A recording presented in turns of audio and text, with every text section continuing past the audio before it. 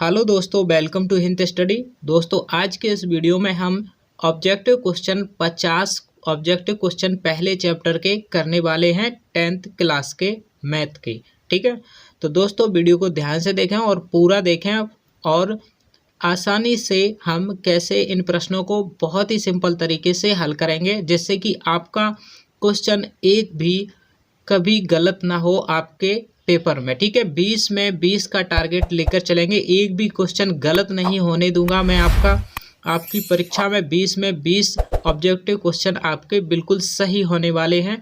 तो यहाँ पर जो भी मैंने क्वेश्चन लिए हैं वो एक एक क्वेश्चन बहुत ही अच्छे तरीके से मैं डिस्कस करूँगा, और ये क्वेश्चन सभी जितने आपके पहले चैप्टर से क्वेश्चन बन सकते थे ऑब्जेक्टिव में, उन सभी को मैं बना करके लाया हूँ। 50 प्लस क्वेश्चंस हैं, उनको हम यहाँ पर देखेंगे। तो वीडियो लंबा होगा, तो आप इस वीडियो को ध्यान से और पूरा देखें, तभी आप समझ पाएंगे। ठीक है, तो देखिए दोस्तों, अगर आप कोई अदर क्लास से हैं, अगर आप 10th क्लास से नहीं हैं, फिर भी ये आपको क्वेश्चन आने चाहिए।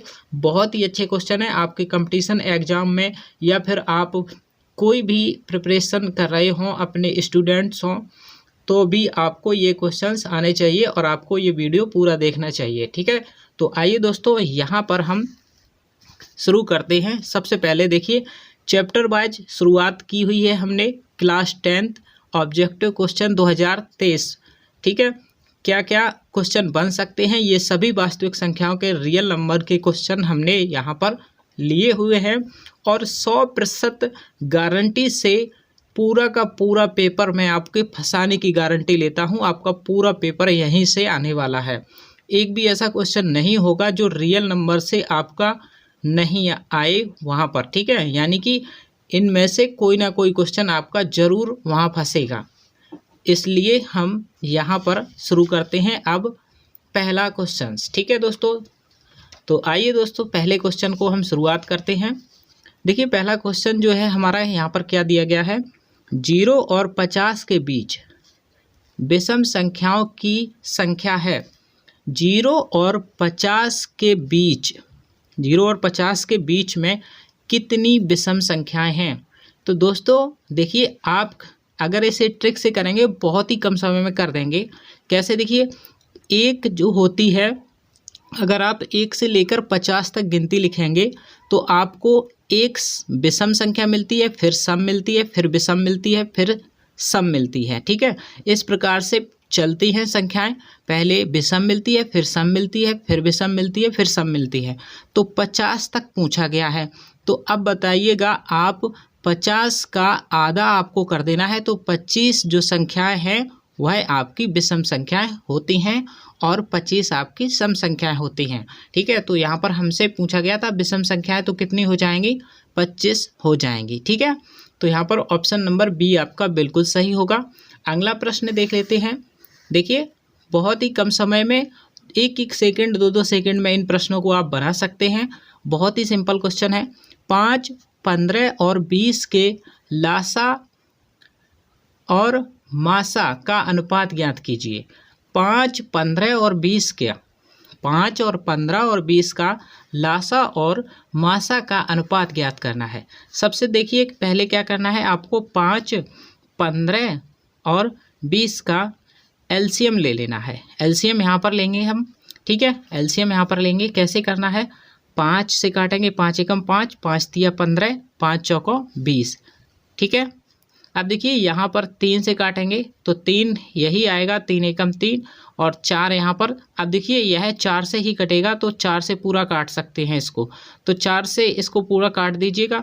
तो देखिए क्या आ जाएगा आपका एलसीएम, 4 तिया 12, 12 पंचे कितना होता है 60। एलसीएम कितना आ गया, 60 आ गया एलसीएम। ठीक है, अब एचसीएफ निकालना हो तो क्या करना होता है, देखिए इन सभी में कॉमन क्या है। तो सबसे पहले अगर आप देखेंगे तो 5 यहाँ पर है, यहाँ पर 15 है और यहाँ पर 20 है। तो एचसीएफ अगर निकालेंगे तो कॉमन जो भी तीनों में हो वही हमारा एचसीएफ होता है।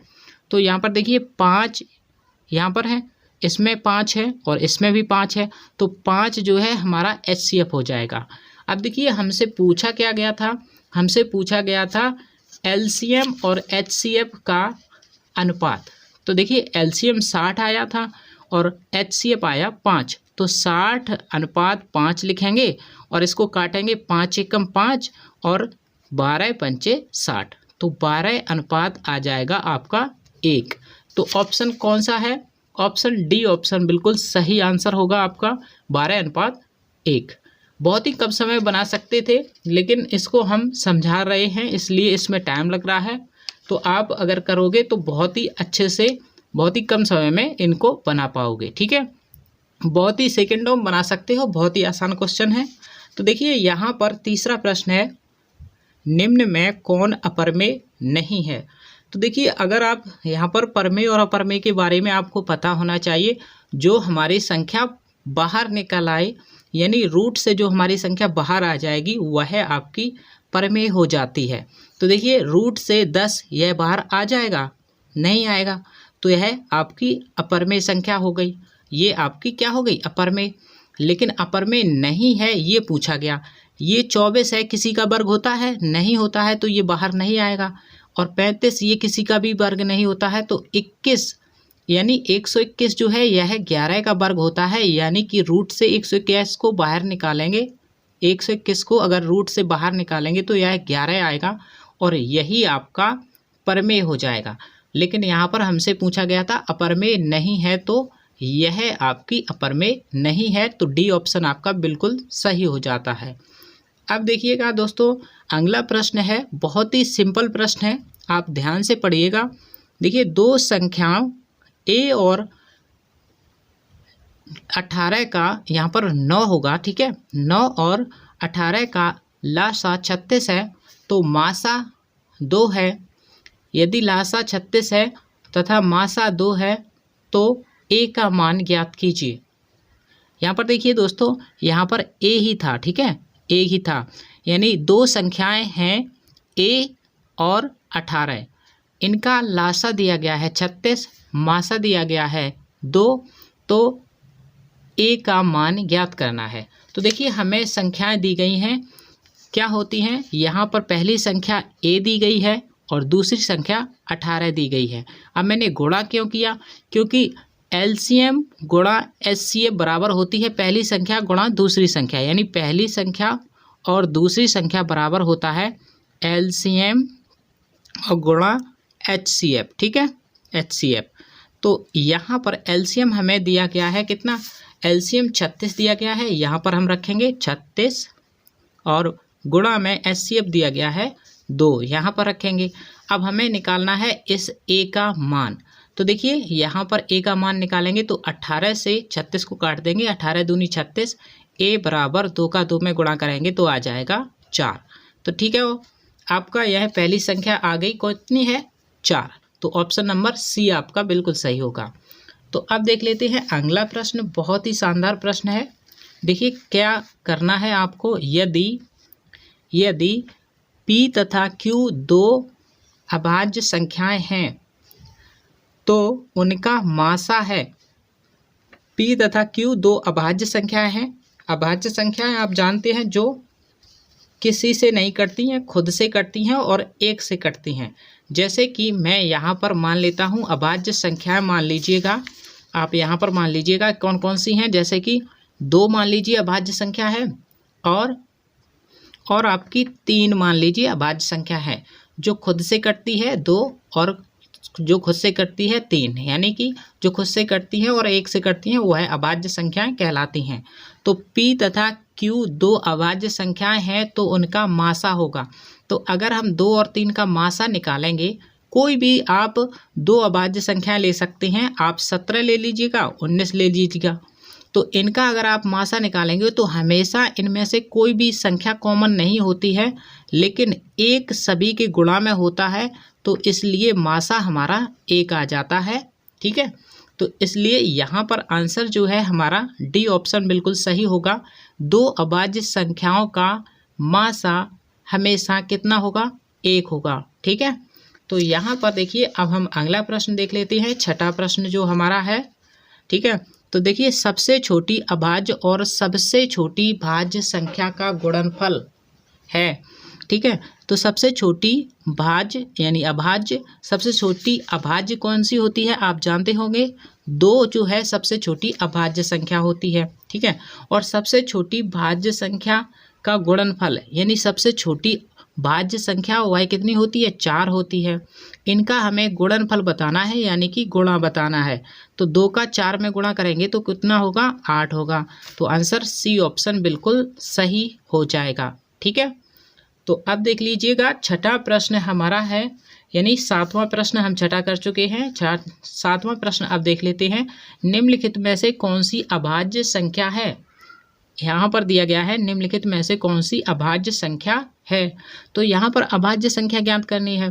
तो देखिए दोस्तों, जो संख्या किसी से ना कटे, मतलब जो खुद से कटे और 1 से कटे वही अभाज्य होती है। तो खुद से कौन कट रही है और 1 से, देखिए यह 16 है, 4 से कट जाएगा तो ये नहीं होगा, ठीक है। ये 15 भी 3 से कट जाएगा, 5 से भी कट जाएगा, ये 5 से भी कट जाएगा, यानी 25 कट जाएगा। लेकिन अगर आप देखेंगे तो 29 से ही कटेगा और 1 से कटेगा, ठीक है। 29 से ही कटेगा और 1 से कटेगा, इसलिए यह हमारी अभाज्य संख्या हो जाती है। तो ऑप्शन नंबर ए हमारा सही हो जाएगा, ठीक है। तो अब देख लीजिएगा अगला प्रश्न जो है 8वां, बहुत ही शानदार प्रश्न है। 3.27 पर क्या लिखा है, वार लगा हुआ है। 3.27 पर वार लगा हुआ है और इसको बताना है कि यह आपकी पूर्णांक है, प्राकृत संख्या है या फिर परमेय है या अपरमेय।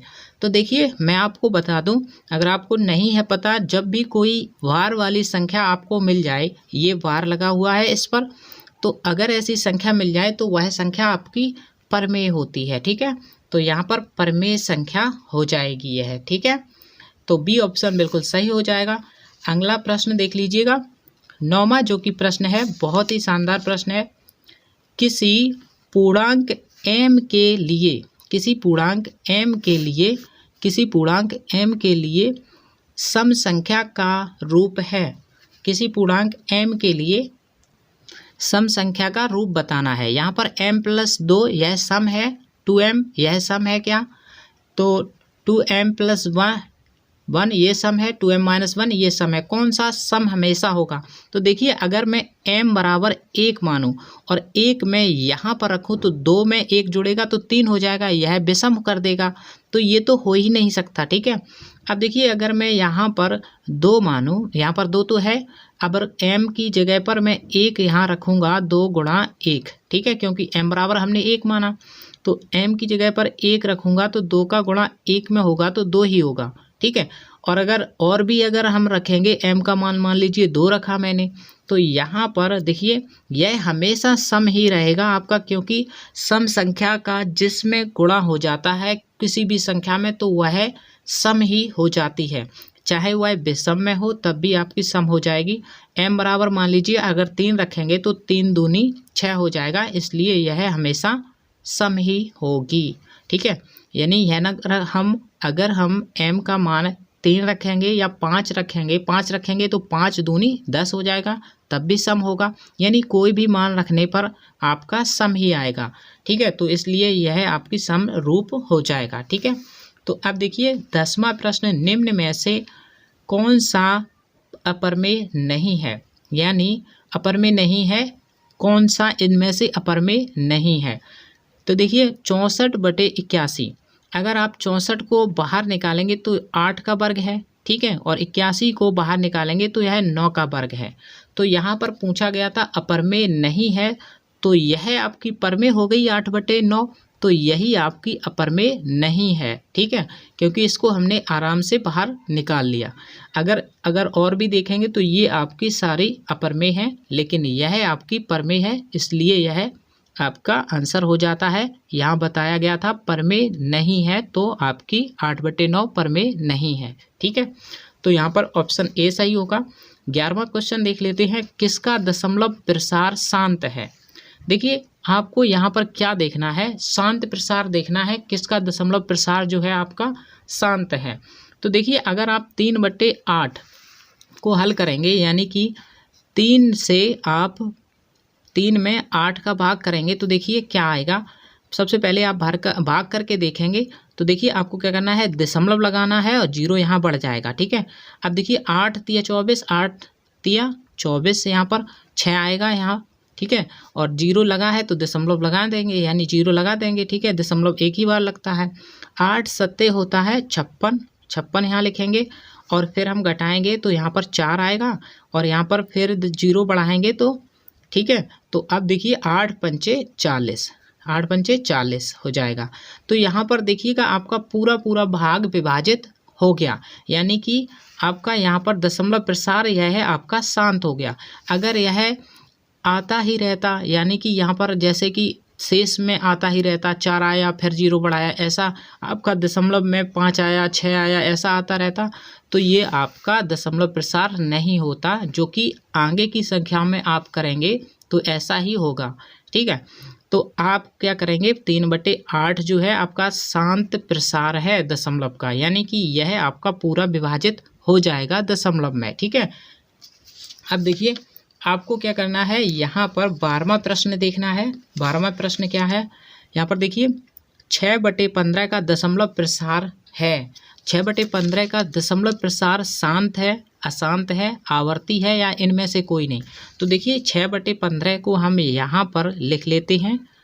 ठीक है, तो देखिए 6 में 15 से भाग करके देख लेते हैं। ठीक है, 15 से भाग करेंगे तो देखिए सबसे पहले दशमलव लगाना है, जीरो बढ़ाना है, 15 चौका होता है 60।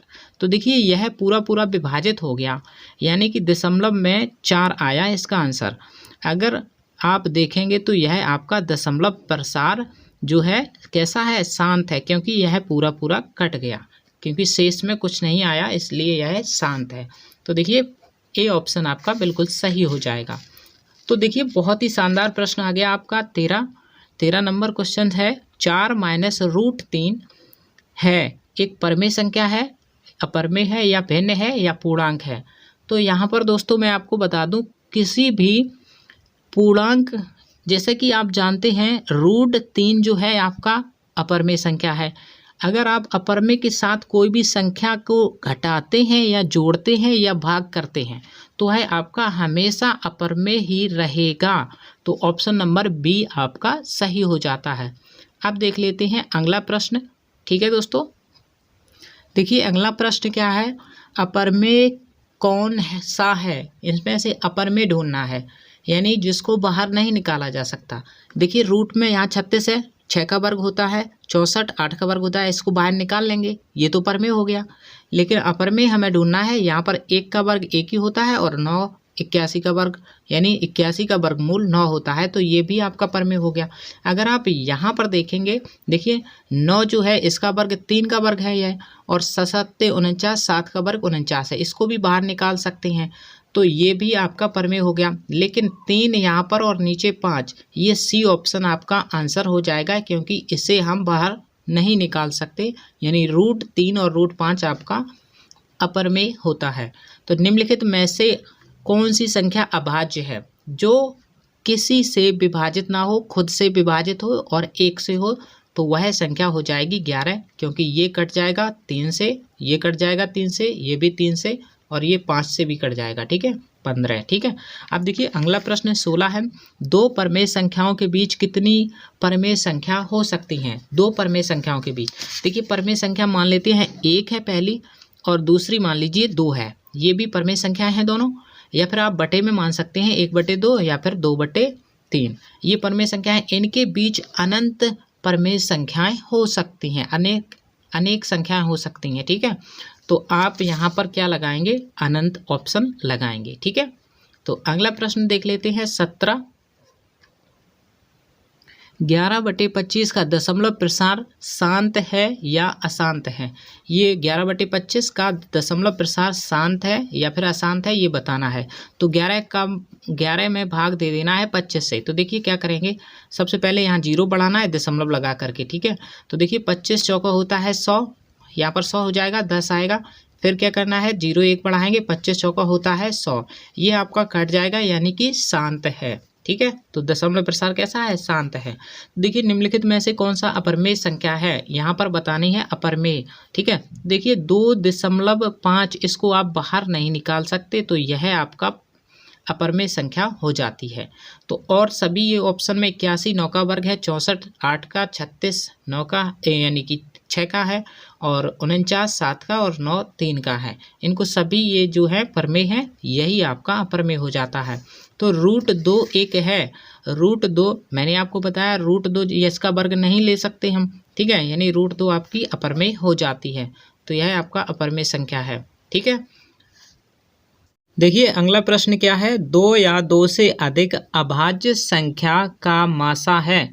देखिए 2 या 2 से अधिक अभाज्य संख्याओं का मासा जो होता है वह क्या होता है। देखिए क्या करना है आपको, जैसे कि अगर मेरे पास एक संख्या 2 अभाज्य है और एक 3 है, अगर इनका मासा निकालें, मासा क्या होता है, दोनों में कॉमन, तो दोनों में जो कॉमन है वह क्या है, 1 है। तो 2 अभाज्य संख्याओं में हमेशा कॉमन 1 होता है, तो इसका मासा 1 हो जाएगा, ठीक है। तो अब देख लीजिएगा क्वेश्चन कौन सा है, 2 क्रमिक सम संख्याओं का HCF होगा, यानी क्रमिक सम संख्याओं का HCF। देखिए जैसे कि क्रम से 2 के बाद सम संख्या कौन सी आएगी, 4 आएगी, इनका मासा क्या होगा, तो हमेशा छोटी वाली संख्या आपकी मासा होगी अगर उसके गुणज में वह संख्या है तो, ठीक है। अब देखिए यहाँ 4 है और यहाँ 2 है, तो इसमें से मासा क्या होगा, 2 होगा, क्योंकि यहाँ भी 2 है और इसमें भी 2 है, तो इसका मासा क्या हो जाएगा, 2 आ जाएगा, यानी सम संख्या आ जाएगी, ठीक है।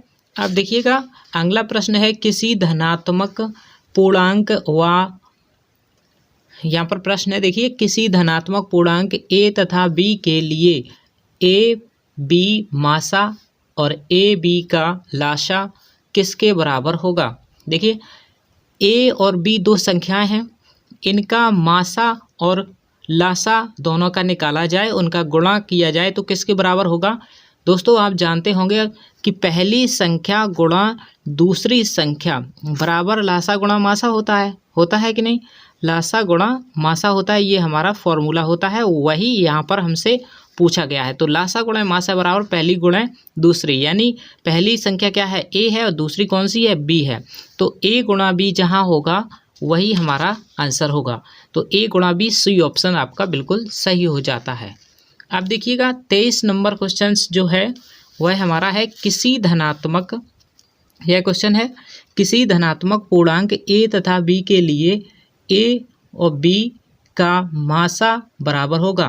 देखो a और b मासा होगा, किसके बराबर होगा, तो देखिए मासा हमें निकालना है।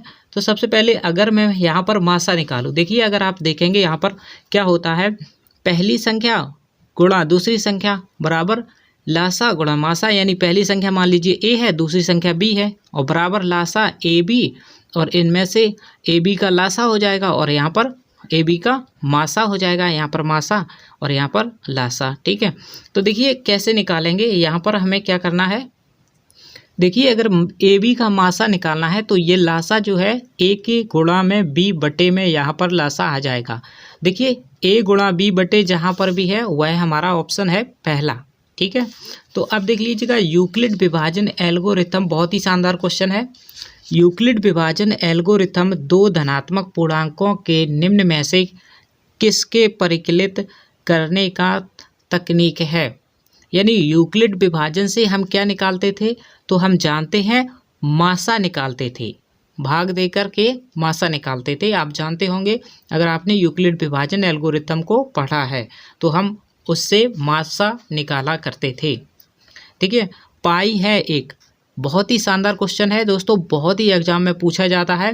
पाई है एक परमेय संख्या है, अपरमेय है, या पूर्ण है या प्राकृत है, तो पाई एक अपरमेय संख्या है, बी ऑप्शन बिल्कुल सही हो जाता है। यहाँ पर देखिएगा 26वां क्वेश्चन नंबर है, √3 और √5 है एक परमेय संख्या है, अपरमेय है। तो देखिए √3 और √5 दोनों ही कैसी हैं, अपरमेय हैं। तो यहाँ पर दोनों, यहाँ पर दिया गया परमेय, यहाँ पर दोनों परमेय में और यहाँ पर दोनों परमेय में दिया गया है, तो आप यहाँ पर, लेकिन दोनों कैसी हैं, अपरमेय हैं, तो यहाँ पर दोनों अपरमेय ऑप्शन में होना चाहिए था, लेकिन नहीं है तो अपरमेय हो जाएगा, ये बी ऑप्शन हमारा सही हो जाएगा, क्योंकि ये दोनों कैसी हैं, अपरमेय हैं। ठीक है, लेकिन ऑप्शन में दोनों अपरमेय नहीं दिया गया है, इसलिए हम केवल बी ऑप्शन लगाएंगे, अपरमेय हैं दोनों। ठीक है, कौन सा दशमलव प्रसार शांत है? तो देखिए अगर आप इनमें हल करेंगे तो कौन सा आपका दशमलव प्रसार शांत आएगा। ठीक है, तो यहाँ पर अगर आप पहला देखेंगे 10 यानी 17 में अगर 105 से भाग करेंगे, देखिए दोस्तों जब आप ये ऑप्शन डी नंबर लेंगे, डी ऑप्शन आप अगर लेंगे तो आपको 3 में 160 का भाग करना है, जो कि आपका दशमलव में शांत दशमलव में आएगा। आप करके देख लीजिएगा।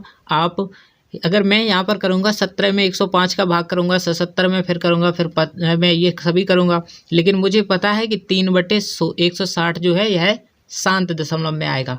देखिए कैसे करना होता है, मैं आपको करके दिखा देता हूँ। अगर आप 16 का भाग 3 में दें, यानी 3 से 16 में भाग करेंगे तो 16 यहाँ पर 30 करेंगे, 16 एकम 16 तो 1 यानी 14 बच जाएगा। 14 बचेगा तो हो जाएगा 140। 140 16 अट्ठे कितना, 16 छक्का 96, 16 सत्ते 112, 16 अट्ठे 128 हो जाएगा। 12 बचेगा तो 16 सत्ते 112।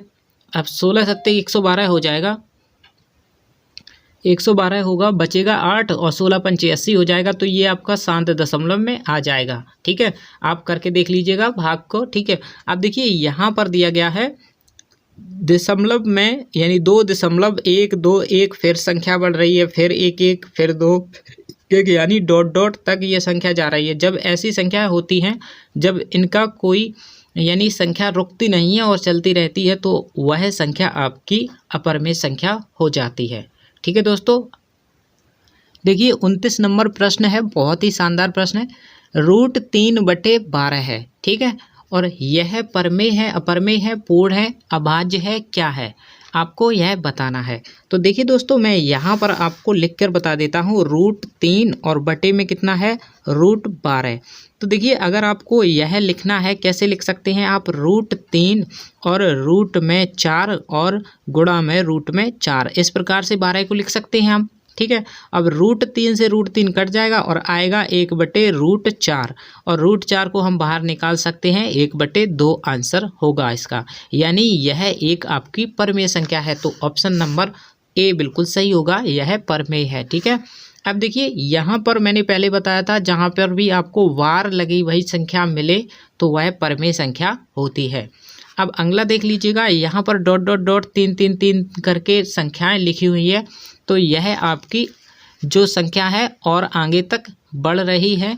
तो यहाँ पर देखिए आपको क्या करना है, यहाँ पर जैसे कि 2 आ जाता है, 3 आ जाता है, तो अगली संख्या मान लीजिए 2 आ गया या 1 आ गया, ऐसे अगर बदल बदल के संख्या आ रही हैं तो यह आपकी अपरमेय हो जाती है। अगर 3 3 करके आ रही है तो आप इस पर वार लगा सकते हैं, जैसे कि अगर इस पर वार लगा होता या फिर 3 3 करके यह संख्या डॉट डॉट आती रही होगी तो आपको वार लगा देना है और यह आपका परमेय हो जाएगा, अगर वार लग सकता है उस पर तो। ठीक है, वार कब लगेगा, जब लगातार वही संख्या बार बार आती रहे। ठीक है, तो वह आपकी परमेय में चली जाएगी। लेकिन अगर यह 2 3 ऐसे करके अगली बढ़ती रहे संख्याएं अनंतों तक, तो आपको अपरमेय लगाना है। ठीक है, तो देखिए 1/√7 है, कैसी है 1/√7, 7 को हम बाहर नहीं निकाल सकते, यानी कि यह आपकी अपरमेय हो जाती है।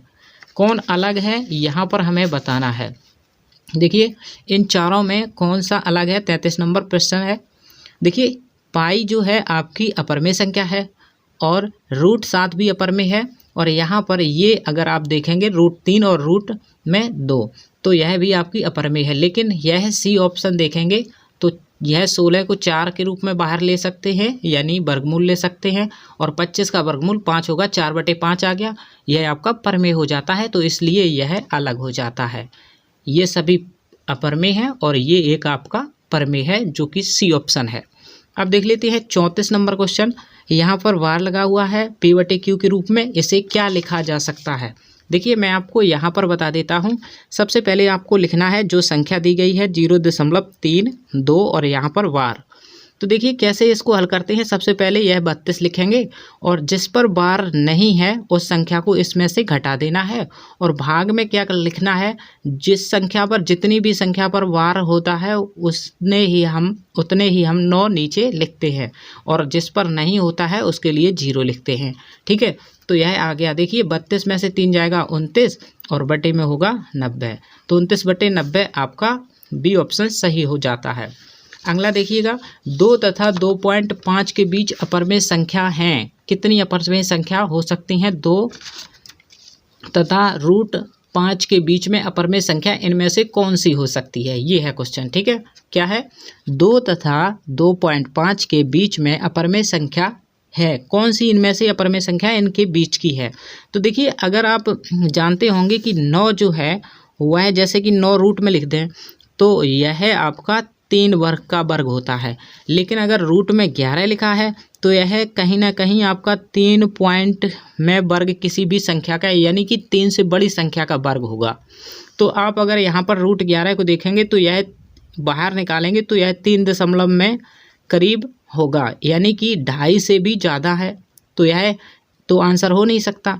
अब देखिए यहाँ पर आप देखेंगे 22, यहाँ पर 11 था, यहाँ पर 22 है, तो ये तो और भी ज़्यादा हो जाएगा। यहाँ पर 12 है, ये भी ज़्यादा हो जाएगा। तो ऑप्शन कौन सा सही होगा? देखिए √5 जो है यह आपका सही होगा, क्योंकि 2 के बाद यही आ सकता है। देखिए अगर रूट में 4 होता तो आप 2 निकाल सकते थे, लेकिन रूट में 5 है तो आप 2 पॉइंट में कुछ संख्या आएगी। तो देखिए यहाँ पर 2 से अधिक पूछा गया था, तो यही आपका √5 जो है 2 और 2.5 के बीच में अपरमेय संख्या आएगी। ठीक है, तो देखिए अब यहाँ पर हमें बताना है कि सत्य है क्या, इसमें सत्य है कौन सी, जो यहाँ पर ऑप्शन है वो जिसमें सही कहा गया है। ठीक है, यहाँ पर हमें देखना है कौन सा ऑप्शन जो है वो बिल्कुल सही बोल रहा है। यहाँ पर ध्यान से समझेंगे दोस्तों, डरना नहीं है इस क्वेश्चन को देख करके। 2 अपरमेय संख्या है, मान लीजिए √2 और √3। ठीक है, 2 अपरमेय संख्याओं का गुणनफल हमेशा अपरमेय होता है, हमेशा अपरमेय नहीं होता है। ठीक है, क्योंकि अगर आप √3 को और √3 में गुणा करेंगे, क्योंकि दोनों ये अपरमेय हैं, तो यह परमेय बना देगी, 3 आ गया। ठीक है, अगर आपकी अलग अलग संख्याएं √2 और √3 होती और इनका गुणा करते तो यह √6 होगा, तो अपरमेय हो सकता है, यानी कि हमेशा नहीं हो सकता, कभी कभी हो सकता है। जैसे कि अगर सेम संख्याएं अपरमेय आ जाएं तो यह आपकी परमेय भी हो सकती है। तो ये आपका गलत हो गया, ये सही नहीं है। दूसरा देखिए, एक परमेय व एक अपरमेय, एक परमेय मान लीजिए 2 और एक अपरमेय मान लीजिए √2। ठीक है, संख्या का गुणनफल हमेशा अपरमेय होता है, तो हमेशा अपरमेय होता है। देखिए जैसे कि अगर हो यहाँ पर एक जैसी संख्या तब भी आपका अपरमेय हो जाता है। तो देखिए दूसरा जो है आपका बिल्कुल सही कहा गया है, एक परमेय और एक अपरमेय का गुणनफल हमेशा अपरमेय होता है, यानी कि इसका अगर गुणा करेंगे किसी भी अपरमेय संख्या का अगर आप परमेय में गुणा कर दें तो वो हमेशा अपरमेय ही रहती है। ठीक है, तो यह आपका बिल्कुल सही होगा, जो कि हमसे पूछा गया था सही कौन सा है। देखिए अगर आप और आगे देखना चाहते हैं, 2 अपरमेय संख्याओं का जोड़, 2 अपरमेय संख्याओं का जोड़ मान लीजिए √2 और √2, इनका जोड़ कभी अपरमेय नहीं हो सकता, तो बिल्कुल सही नहीं है, क्योंकि कभी कभी आपका 2 अपरमेय संख्याओं का जोड़ परमेय भी हो सकता है। ठीक है, देखिए दोस्तों यहाँ पर इसको सही से पढ़िएगा। 2 अपरमेय संख्या मान लीजिए √2 और √2, अपरमेय संख्याओं का जोड़ कभी अपरमेय नहीं हो सकता। कभी अपरमेय क्या, वो हमेशा अपरमेय ही रहता है। √2 में √2 जोड़ेंगे तो √2 हो जाएगा और यह आपका अपरमेय ही रहेगा, तो यह गलत हो जाता है। ठीक है, अब देखिए एक पूर्णांक तथा एक परमेय संख्या, एक पूर्णांक मान लीजिए 2 और एक परमेय संख्या मान लीजिए 1, मान लीजिए परमेय संख्या कोई भी हो सकती है। ठीक है, तो 1 मान लीजिएगा। अब संख्या को जोड़कर कभी पूर्णांक नहीं हो सकता, यानी इसको जोड़कर कभी पूर्णांक नहीं हो सकता। अगर इसमें 2 में 1 जोड़ेंगे, दोनों को अगर हम जोड़ दें तो 3 हो जाएगा, जो कि पूर्णांक ही तो है। जो कि 3 हो जाएगा, यह आपका पूर्णांक ही तो हो जाएगा। ठीक है, तो यह आपका पूर्णांक हो जाएगा, लेकिन यहाँ पर कहा गया नहीं, तो यह गलत हो जाता है। ठीक है, तो देखिए अगला प्रश्न है 37वां, बहुत ही शानदार प्रश्न है। क्या देखना है इसमें हमें, यदि एक प्राकृतिक संख्या n है, मान लीजिए यदि एक प्राकृतिक संख्या n है, तब रूट n है। रूट n क्या होगा, हमेशा प्राकृतिक संख्या होगा। देखिए रूट में आ गया तो प्राकृतिक तो होना नहीं, यानी कि हमेशा तो प्राकृतिक होना नहीं। ठीक है, यानी कि अगर रूट में प्राकृतिक कभी कभी तो हो सकता है, जैसे कि 4 होता है n का मान, तो रूट में 4 यानी 2 यह प्राकृतिक हो जाता, लेकिन हमेशा अपरमेय होता है। अपरमेय हमेशा रूट में हो, हमेशा अपरमेय नहीं हो सकता, क्योंकि रूट 4 ये परमेय हो जाता है आपका, हमेशा परमेय रहता है। तो हमेशा परमेय भी नहीं हो सकता, क्योंकि अगर मैं 3 दे दूं n का मान तो रूट में 3 हो जाएगा, तो ये अपरमेय हो जाएगा। तो इसलिए यहाँ पर ऑप्शन आपका डी ऑप्शन सही होगा, कभी प्राकृतिक संख्या और कभी अपरमेय संख्या हो सकती है। बिल्कुल सही, यानी कभी प्राकृतिक भी हो सकता है। अगर मैंने 4 दे दिया तो इसको 4 को बाहर भी निकाला जा सकता है 2 के रूप में। ठीक है, तो ये आपका प्राकृतिक भी हो सकता है, और अगर रूट 3 दे दिया और 3 मान दे दिया तो रूट में करेंगे रूट 3 हो जाएगा, तो देखिए आपका यह अपरमेय भी हो सकता है। ठीक है, तो यहाँ पर आपका डी ऑप्शन बिल्कुल सही हो जाएगा। अब देखिए इसको समझना है बहुत ही अच्छी तरीके से। x पर घात n प्लस 1 का एक गुणक x प्लस 1 है, तो n निश्चित रूप से है। देखिए x पर घात n प्लस 1 एक गुणक x प्लस 1 है, तो इसका x निश्चित रूप है, यानी n जो है इसका एक निश्चित रूप क्या है, यहाँ पर होगा a। आपके हिसाब से कौन सा ऑप्शन होना चाहिए ये आप कमेंट कर सकते हैं। एक धनात्मक पूर्णांक होगा। ठीक है, अब देखिए यहाँ पर संख्या रेखा पर प्रत्येक बिंदु प्रदर्शित करता है। संख्या रेखा पर प्रत्येक बिंदु इनमें से कौन कौन किसका प्रदर्शित किया जा सकता है।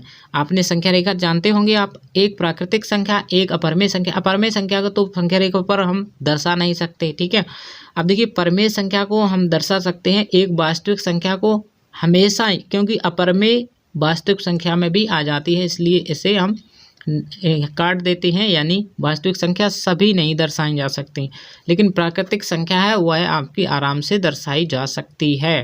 प्रत्येक बिंदु प्रदर्शित करता है, यानी प्राकृतिक संख्या आपकी प्रत्येक बिंदु उसका दर्शाया जा सकता है संख्या रेखा पर।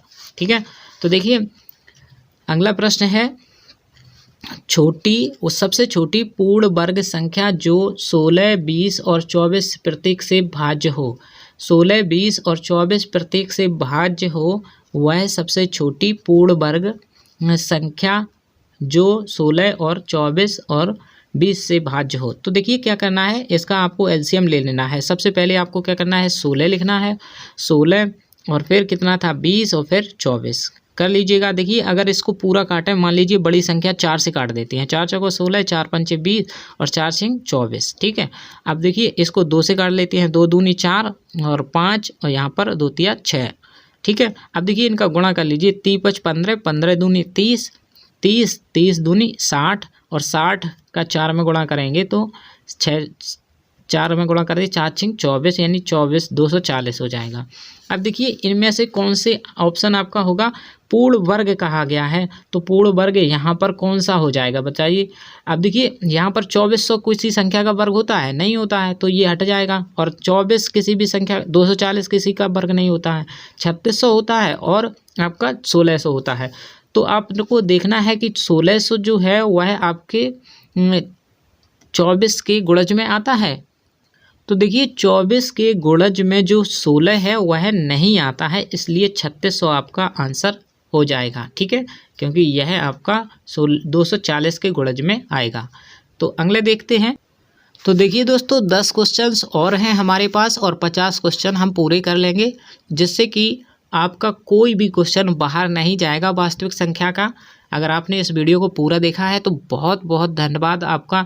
आपको दोस्तों वीडियो को लाइक और ज़रूर कर दें और चैनल को सब्सक्राइब कर दें, दोस्तों के पास इसे शेयर करें, क्योंकि आप अगर दूसरों के लिए भला चाहेंगे तो आपके लिए भगवान भला चाहेगा। तो देखिए सबसे पहले आपको क्या करना है, इस क्वेश्चन को 10 क्वेश्चन को पहले कर लेना है, फिर आप वीडियो को शेयर कर देना। देखिए, दो संख्याओं का लासा इनके मासा से 14 गुना है। देखिए, दो संख्याएं हैं, उनका लासा जो और मासा है, लासा जो है वह है मासा यहाँ लिख लेते हैं, मासा से 16 गुना है, यानी कि 16 गुना है गो। ठीक है, 16 गुना यह लासा है मासा से। ठीक है, तो देखिए लासा तथा मासा का जोड़, देखिए इसको दोस्तों फिर से पढ़ लेते हैं। यहाँ पर दिया गया है दो संख्याओं का लासा इनके मासा से 14 गुना है, यानी 14 गुना है। यहाँ पर दो संख्याओं का लासा जो है वह मासा से 14 गुना है। अगर आपको बराबर की कंडीशन लगानी है तो आपको क्या करना है, मासा का गुणा कर देना है 14 में, क्योंकि मासा जो है मासा से 14 गुना है। तो अगर आप लासा निकालेंगे तो वह 14 गुना होगा मासा से। ठीक है, मासा से 14 गुना होगा, क्योंकि हमें बराबर निकालना है तो मासा में 14 गुणा करेंगे और यह हो जाएगा लासा के बराबर। तो देखिए अब निकालना क्या है, यदि एक संख्या 280 है तो दूसरी संख्या ज्ञात करनी है। तो देखिए यहाँ पर सबसे पहले यहाँ पर दिया गया है लासा और प्लस मासा बराबर 600। यहाँ पर जो कि हमने निकाला है लासा बराबर 14 गुणा मासा। तो देखिए यहाँ पर 14 गुणा मासा, यहाँ पर लासा की जगह लिख देते हैं 14 गुणा मासा। ठीक है, तो देखिए प्लस में यहाँ पर मासा है, यहाँ पर प्लस में क्या है, यहाँ पर ये हमने लासा 14 गुणा मासा रख दिया है यहाँ पर। ठीक है, अब मासा यहाँ पर होगा और मासा यहाँ पर भी होगा। तो देखिए बराबर है 600। अब देखिए मासा 14 मासा और यह है 1 मासा, तो 15 मासा बराबर हो गया, 15 मासा बराबर हो गया 600। तो देखिए 15 चौको हो जाएगा 60, यानी 40 मासा कितना आ गया, 40 आ गया। अब देखिए मासा हो गया 40, तो आपको निकालना क्या है, पहली संख्या है। अब देखिए मासा तो निकल आया है लेकिन लासा भी निकालना है, तो क्या करना है, मासा की जगह पे आप मासा का मान रख देंगे 40, तो 14 गुणा हो जाएगा 40, क्योंकि 14 गुना था तो लासा आपका आ जाएगा, लासा आ जाएगा कितना, 14 चौको 56। ठीक है, 560 आपका लासा हो गया। अब देखिए आपको पहली संख्या दी गई है 280 है। ठीक है, 280 पहली संख्या और दूसरी संख्या जो कि हमें निकालनी है 560 लासा है और मासा है आपका 40। तो देखिए निकाल लीजिएगा, 4 से इस जीरो को काटेंगे, 4 सत्ते 28 हो गया, 7 से इसको काटेंगे, 7 अट्ठे 56 हो गया। तो 80 आपका आ जाता है दूसरी संख्या, 80 आपकी दूसरी संख्या हो जाएगी। ये हो गया आपका आंसर। तो देखिए बड़ा क्वेश्चन था इसलिए थोड़ा देर लगा। तो आप अगला प्रश्न देखेंगे जो कि आप 2 सेकेंड में बना सकते हैं। देखिए 6x पर घात 4, यहाँ पर क्या है 6x पर घात 4 और y यहाँ पर 12x y का मासा होगा। देखिए इस प्रकार के मासा हो तो कैसे आप निकालेंगे, देखिए बहुत ही शानदार तरीका है। कैसे करना है आपको, देखिए 6x पर घात 4 लिखना है और y यहाँ पर, और देखिए 12x y यहाँ पर लिखना है। इन दोनों में देखना है कॉमन क्या है। मैं आपको करके दिखा देता हूँ, क्योंकि डायरेक्ट में करूँगा तो आपको समझ नहीं आएगा। ठीक है, क्या करना है, 6 यहाँ लिखना है और x पर घात कितना है 4 है, तो x गुणा 4 दाएँ लिखना है, 4 बार लिख लेना है, फिर y है। ठीक है, और इसी प्रकार से 6 दूनी 12 लिख लेना है, x लिखना है गुणा फिर y लिखना है। अब देखिए जो संख्या मासा निकालने के लिए जो संख्या सभी में होती है वही मासा आपका होता है। देखिए 6 है यहाँ पर और x है यहाँ पर, तो x आ जाएगा, और यहाँ पर ये y मिल रहा है तो y, तो 6x y आपका मासा हो जाएगा। तो 6x y ऑप्शन आपका हो जाएगा डी ऑप्शन, बिल्कुल सही होगा। देखिए अगला प्रश्न देख लेते हैं बहुत ही शानदार तरीके से। देखिए 43 है, रूट में 10 है, रूट में 15 है, बराबर होगा किसके। तो देखिए यहाँ पर 43 यानी कि 43 नंबर क्वेश्चन है, रूट में 10 है और 5 है। तो देखिए अगर दोनों को एक साथ हम रूट में लिख लें तो 10 गुणे 15 हो जाएगा। अब देखिए आपको करना क्या है, इसको निकालने की कोशिश करें बाहर। तो देखिए 5 दूनी 10 को लिख सकते हैं 5 गुणा 2 और 15 को लिख सकते हैं 3 गुणा 5, यानी 5 जो है वह आपका मिल गया 2 बार। तो इस 5 को हम बाहर ले सकते हैं, अंदर क्या बचा 2 और 3 6 हो जाएगा, यानी कि 5 रूट 6 आपका उत्तर हो गया बी ऑप्शन। अब देखिएगा अगला प्रश्न जो है 3 प्लस रूट 3 और 3 माइनस रूट 3, इनको परमेय संख्या है कि नहीं। देखिए अगर आपको ऐसी संख्याएं दी जाएं कहीं भी तो आपको हाँ कर देना है, क्योंकि यहाँ पर प्लस है यहाँ पर माइनस है।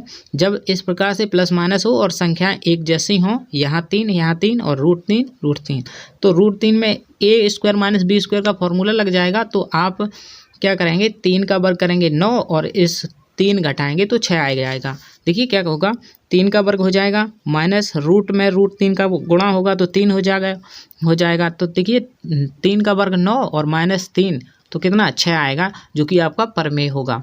तो यहाँ पर आपका हाँ हो जाएगा, क्योंकि यह 6 आपका जो 6 आया है उत्तर वह आपका परमेय हो जाता है। ये आया कैसे है, अगर समझ नहीं आया तो देखिए यह कैसा होता है, a² माइनस b² बराबर एक कोष्टक में a प्लस b और एक कोष्टक में a माइनस b। इस सूत्र से अगर इसको इस प्रकार बनाएंगे तो 3 का वर्ग और माइनस √3 का वर्ग तो 3 आएगा। तो यहाँ पर 3 का वर्ग 9 और 3 यहाँ पर रूट का निकालेंगे तो 3 आएगा। तो 9 में से 3 जाएगा तो 6, ठीक है, जो कि परमेय होगा। अब देखिए अगला प्रश्न समझ लेते हैं, बहुत ही अच्छा है प्रश्न। 1.34 को परमेय संख्या के रूप में लिखिए। परमेय संख्या के रूप में लिखना है तो देखिए आपको क्या करना है, जब दशमलव होता है तो उसको कैसे बदलते हैं। 1.34 है तो पीछे से देखिएगा कितने अंक बाद यह दशमलव है, तो आपको यह 2 अंक बाद दिख रहा होगा दशमलव, ठीक है। तो आप क्या करेंगे, 134 पूरा लिखना है और नीचे 2 0 1 लगा करके बढ़ा देना है, यानी कि आपका हो गया 134/100। लेकिन अगर आप इसको हल करेंगे तो और भी हल कर सकते हैं। तो देखिए 50 दूनी होता है 100 और 7 6 पे 7 67, यानी 67 2 होता है 134, यानी कि 67 ऊपर हो जाएगा और नीचे 50, 67/50 यानी सी ऑप्शन आपका सही होगा, ठीक है। अब अगला प्रश्न 46 नंबर। थोड़े ही प्रश्न बचे हैं दोस्तों, आराम से कर लेते हैं अब, ठीक है। क्या सभी वास्तविक संख्याएं एक परमेय संख्या है?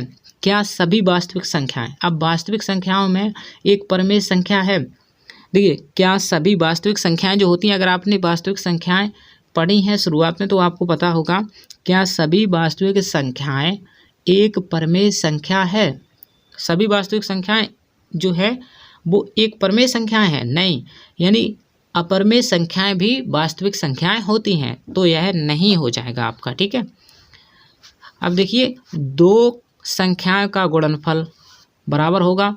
तो देखिए दोनों संख्याएं होती हैं जो उन दोनों का अगर गुणनफल बराबर है तो किसके बराबर हो सकता है, लासा गुणा मासा की, ठीक है। तो ये सी ऑप्शन आपका सही हो जाएगा। अब देखिए 48 नंबर क्वेश्चन है, जो कि बहुत ही अच्छा क्वेश्चन है। आपको क्या करना है, यहाँ पर देखिए संख्याएं 50 और 25 का एचसीएफ और एलसीएम का गुणनफल बताइए। 50 और 25 का एलसीएम और एचसीएफ करेंगे तो आप 25 का ही 5 में गुणा कर दीजिए। 25 पंचे 125 यहाँ लिखा है और 0 बढ़ाएंगे तो 1250, ये आपका आंसर हो जाएगा, ठीक है। यानी 50 का गुणा 25 में करेंगे तो 1250 आएगा और यही आपका दोनों संख्याओं का गुणा हो जाता है, या फिर दोनों संख्याओं का एलसीएम और एचसीएफ का गुणा हो जाता है। जैसे कि आप सूत्र से भी जानते होंगे कि लासा गुणा मासा पहली गुणा संख्या गुणा दूसरी संख्या, तो आप क्यों लासा मासा निकालें, सीधा गुणा कर दें, ठीक है। तो आपका 1250 आंसर हो जाता है, ठीक है। तो देखिए 278 को किस संख्या से विभाजित करें। 278 को किस संख्या से विभाजित करें कि भागफल 12 और शेषफल 2 आए। तो आपको क्या करना है, 21 से भाग करके देख लेना है, 17 से भाग करना है। तो आप करेंगे, देखिए दोस्तों जब आप 21 से भाग देंगे तो आपका 2 शेष भी आएगा और 12 भागफल आएगा और आपका यह बिल्कुल सही ए ऑप्शन हो जाएगा, जो कि ये प्रश्न में कहा गया है कि शेषफल और भागफल 12 और शेषफल 2 आना चाहिए, तो आपका आ जाएगा, ठीक है। तो इस प्रकार से दोस्तों आप देखिए, सॉरी दोस्तों यह 21 नहीं होगा, जब आप 23 से भाग देंगे तो आपका 12 भागफल भी आएगा और शेषफल में 2 भी आएगा, ठीक है। तो ये 23 ऑप्शन आपका बिल्कुल सही होगा, ठीक है। तो देखिए अब 50 नंबर क्वेश्चन, जो कि हमारा लास्ट क्वेश्चन है, बहुत ही शानदार प्रश्न है। हमने अच्छी तरीके से इन सभी प्रश्नों को किया, तो दोस्तों वीडियो को लाइक ज़रूर कर दें और चैनल को सब्सक्राइब कर लें।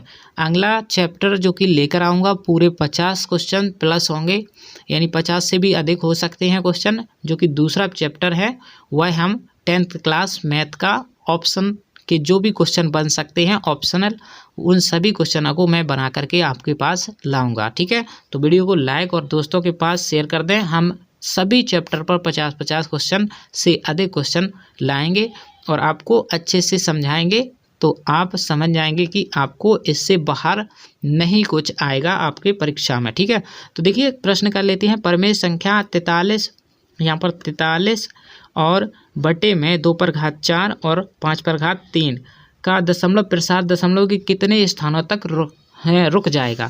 तो देखिए यहाँ पर हमने लिखा है 43, 2 पर घात 4 और 5 पर घात 3। तो देखिए 43 ऊपर लिखा रहना है और फिर देखिए यहाँ पर 2 पर घात 4 लिखा है, तो इस 2 को 4 बार आपको लिख लेना है। ठीक है, अब लिख लिया। अब 5 पर घात 3 है, तो 5 को भी 3 बार आपको लिख लेना है।